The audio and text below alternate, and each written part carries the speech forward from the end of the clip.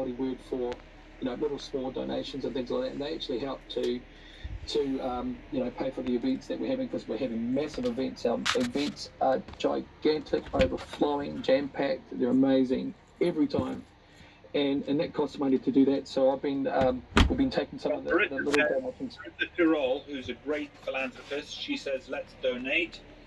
And somebody else here says, please leave a link where we can donate.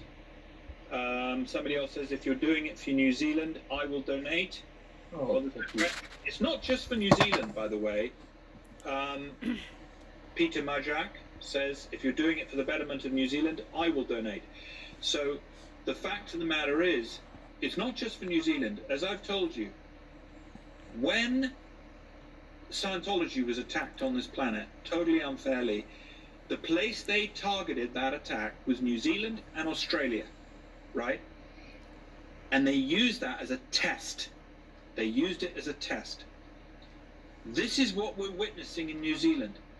If New Zealand falls, all of you people that think, oh, I'm all right, Jack, I'm in Switzerland, we've got people from Switzerland, Belgium here. By the way, this is the test bed. Billy's campaign is the tip of the spear. And by the way, somebody's just said Billy could be New Zealand's Donald Trump. Yeah, okay, so I was thinking that. I mean, 2 years ago was looking at the prophetic words about Trump being Cyrus, the tip of the spear.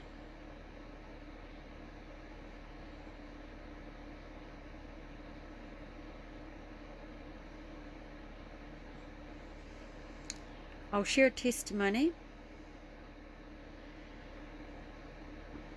Now, when I introduced myself to a man who was getting on a bus, a Māori man. He was going from Christchurch to the West Coast.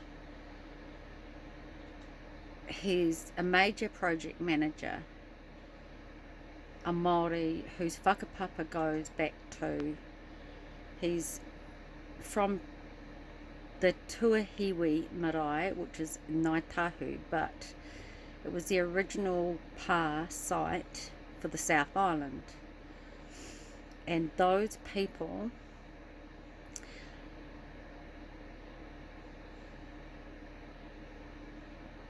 those first people were not the first people,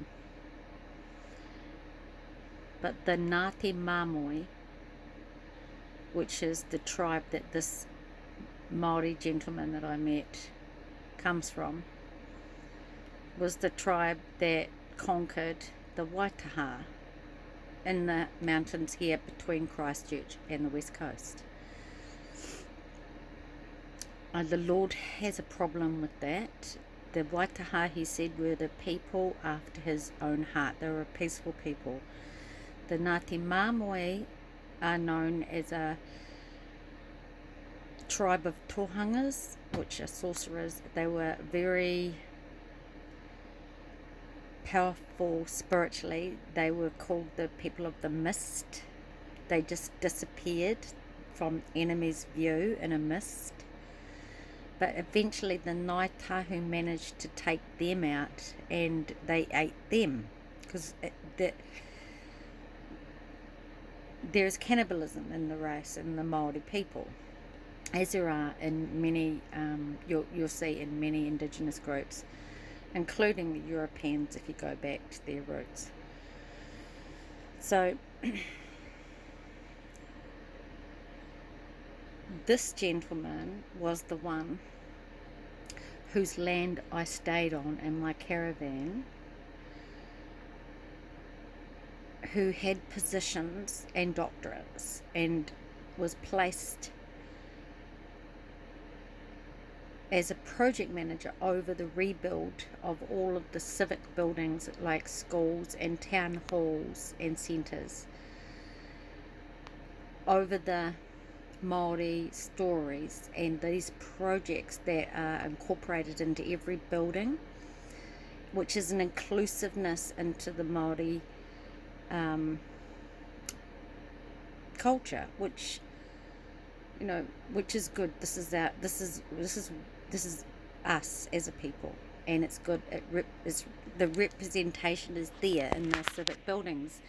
They took the opportunity in the rebuild to make sure that those stories were told, and he was in charge of those projects. He also, because of that, it gives you an idea of the credentials he has and the connections. He's still a young man. He's about the same age as Billy, this man. But unfortunately, and fortunately for me, well, I approached him, so I was a hunter. He told me some things that I needed to know that the Lord was leading me to. He gave me some, there are secrets that the Māori people keep. They keep it to themselves, and it's shared only with people with mana. Well, the Lord told me some things, and I told him, and he confirmed it, and it was from God. So I got a little bit out of him, a little bit of information out of him. But he thought that I was, and he was professing Christian. He was not a Christian. He thought that I was like him, but it dawned on him that I wasn't. And I've shared my testimony about the manifestation and what he did here in my caravan, and what he did to my dog Glory's Eye. Now, the reason why I bring him up, why do I bring him up? I have to rewind some of this. Yes, I do, because I can't remember why I brought him up.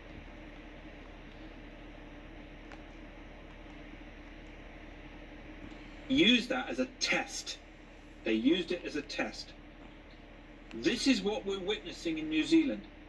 If New Zealand falls, all of you people that think, oh, I'm all right, Jack, I'm in Switzerland, we've got people from Switzerland, Belgium here. By the way, this is the test bed.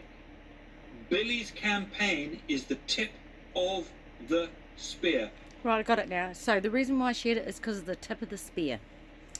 So now, Billy's testified that in his history, like we all know, and we don't know if this checks out or not, but he did go to the UN with Helen Clark, and he went there representing Indigenous peoples of all cultures. He's wanting to pull the groups together and was wanting to hold events in New Zealand. That was really that was his passion before he moved into politics, and it was slightly political in itself. He needed funding, and that's his reason for going to the UN. And he said himself, his own testament is that he soon found out that the only way to get funding was to join them, and that was just not something he was willing to do. He's a wise man. So the tip of the spear that they talk about for Trump, they say he's the tip of the spear. There's something about it, because what happened when I first come onto this man's land is he gave me a spear. A spear. It was an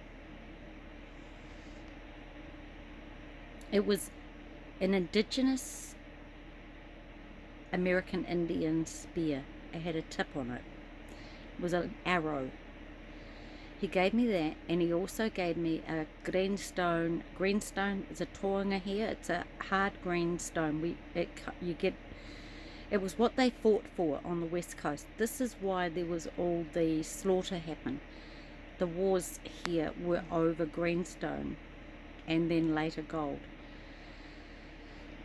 That's why they come over, to get the Waitaha, because the Waitaha had the greenstone.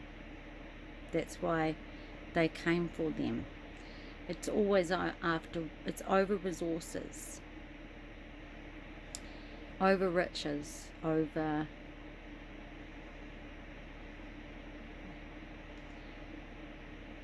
greed.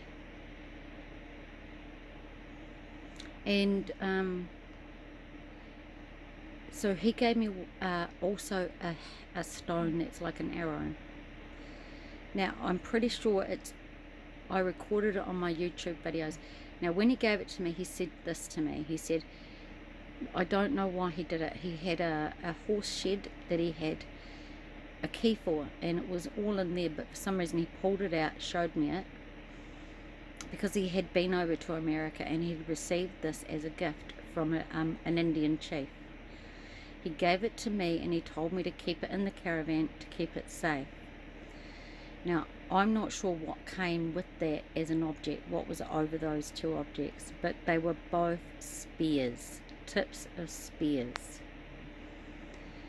He knows far more about this Luciferian agenda because he's in contact. He is an eye above ground, the eye of Horus. He manifested. He said, how can you trust me? How do you know you can trust me? And he put his hand to his throat and slit it back in front of me. I said, I don't trust you, I trust God. The man is, and I'll give him the benefit of the doubt, he may not remember that he did it. It was like he was possessed. He was a different person. It was Satan talking to me, threatening me. He gave me these arrows to keep in the caravan. When I left, I took the objects out and I laid them on a chair outside his shed. I left them with him. But I know there's a significance. So I'm not trusting this tip of the spear. I'm not trusting this tip of the spear. I'm discerning something that's not good about this tip of the spear and this freedom fighting talk. By the way, somebody's just said Billy could be New Zealand's Donald Trump.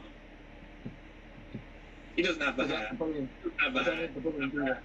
he doesn't have, and he's different to Donald Trump. Donald Trump was right for America and is right for America in our view. Okay? Billy is a Maori. He's a man of the people. He loves his country. He's a deeply, deeply Christian soul. He is a man of prayer. He's a man of faith. And I believe, and I'm going to say this, he's the man of the moment for New Zealand.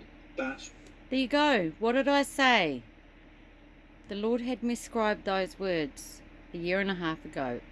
It's a moment. It's a moment. It's not a movement, it's a moment.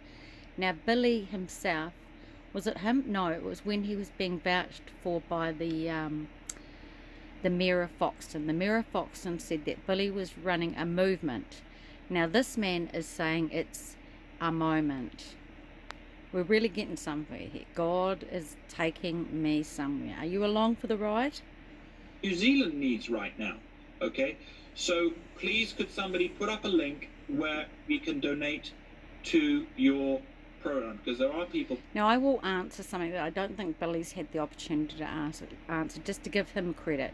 Now, he understands that they are playing both sides, the blue and the red. He articulates that he's outside of the politics. So I know he's not buying in to what this Camelot man is saying, but he's a very, he's using discretion. He's not, he's very goal orientated. He wants to get where he doesn't want to get the boot by being too outspoken. But I'm sure he's got words to say about Trump, and I'm sure he's got words to say about the other party's faith. But I believe he does respect other people's choice and right to the freedoms that we all should have. And I agree totally with his stand on homosexuality. It's a personal belief. It's something that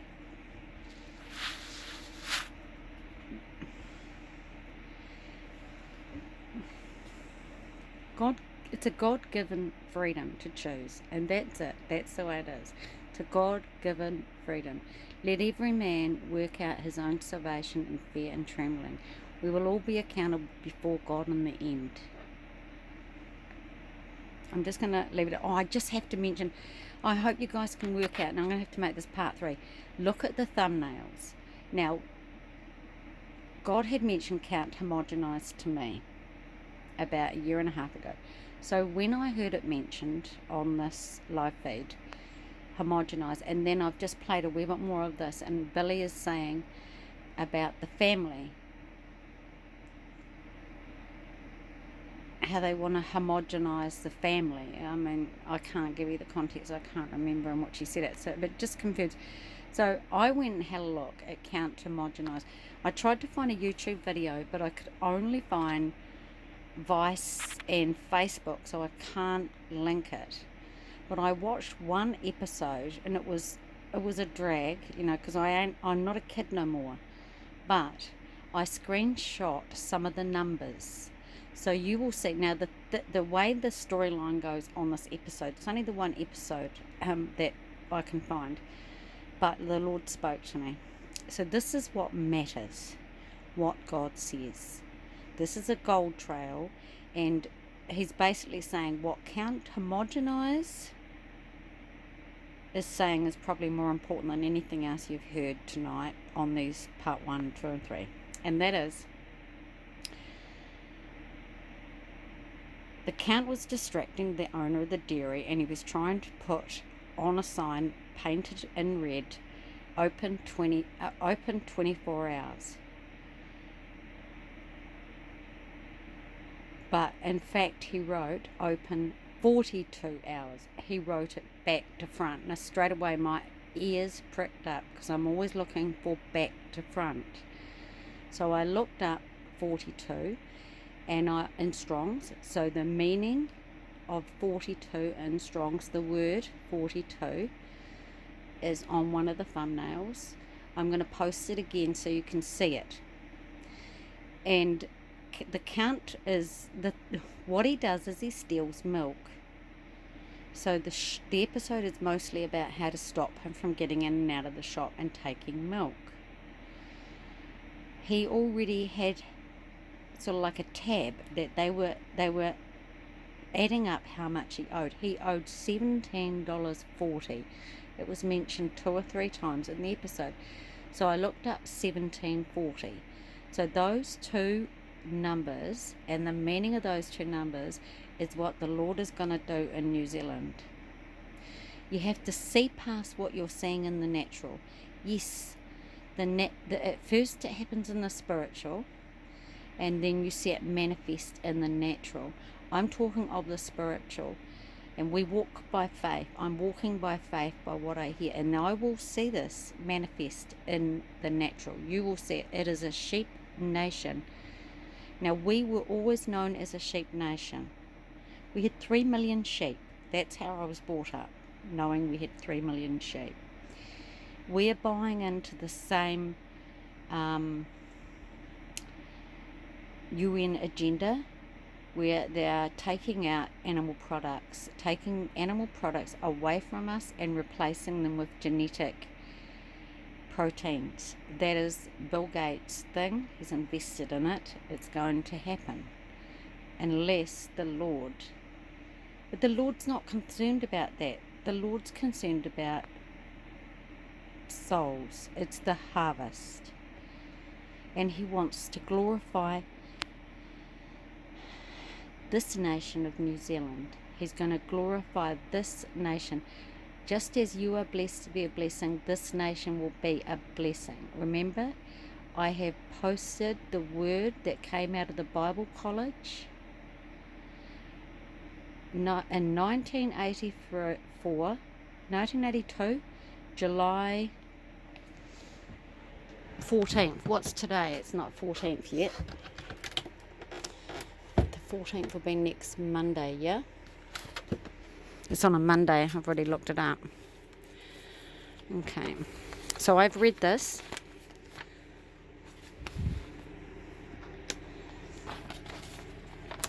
It's in my book from 18 years ago. It's a prophecy for Christchurch, but it goes right up the top of the New Zealand. I know that because of what the Lord's shown me. Okay, and it came out of the Bible College on the 14th of July 1982. Now, if I just do that, you might be able to screenshot it. And if I do that, you might be able to screenshot it. And screenshot. And all I can say is take that to the Lord. I've read it out and declared it once. If I get round to it, I might link it, but it's getting late. So anyway, bless you. This is part 3.